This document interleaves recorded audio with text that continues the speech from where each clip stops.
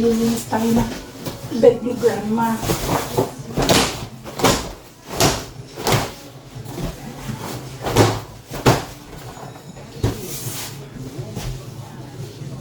Ito yung isang bed ng aming residente.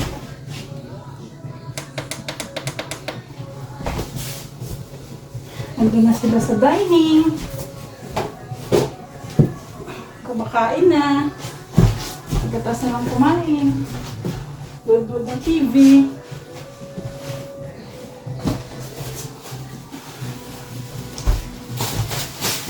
Nilalagyan ko ng pads ito.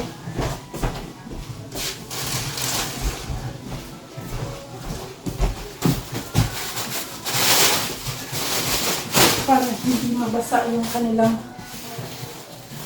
bed. Natulog.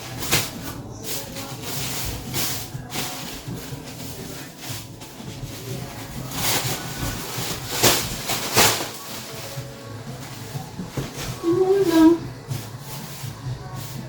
Ang buhay ng caregiver. Pag hindi ka masilan, happy ka. Pero pag masilan ka, hindi ka pwede sa caregiver. Tsaka sensitive. Kailangan ng tao dito yung sensitive. Kasi pag sensitive ka, ang mga residente natin ng aaway dahil sa kanilang mga nararamdaman, mainit ang ulo.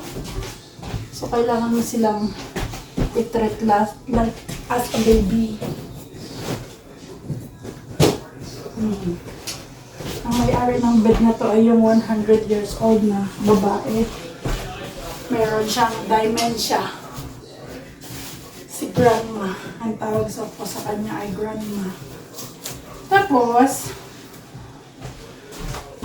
gagawa ko siya ng kanyang diaper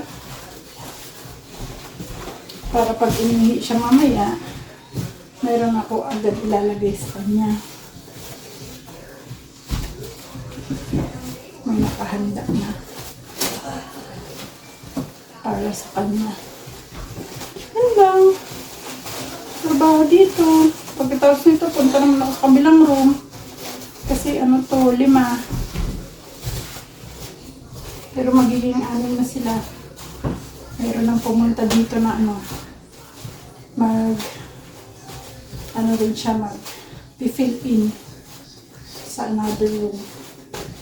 Alright. I believe in God our Father. I believe in Christ the Son. I believe in the Holy Spirit.